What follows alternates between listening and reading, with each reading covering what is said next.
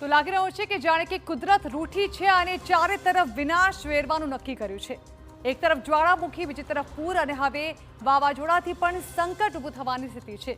વાત કરીએ સેન્યાર વાવાઝોડાની, તો તેના સંકટ વિશે વાત કરવામાં આવે જે વોલ ગ્રાફિક્સના માધ્યમથી સમજીશું।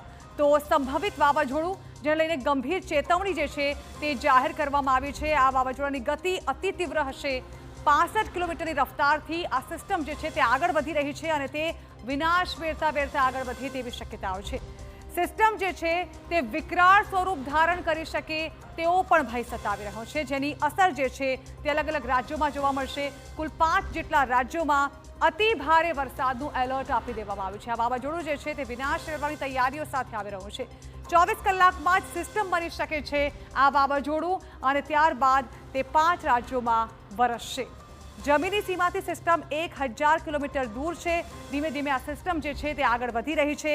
દક્ષિણ પૂર્વ બંગાળની ખાડી તરફ આગળ વધી રહી છે આ સિસ્ટમ, જ્યાં વાવાઝોડું તમિલનાડુ અને આંધ્રના તટ તરફ જઈ શકે છે।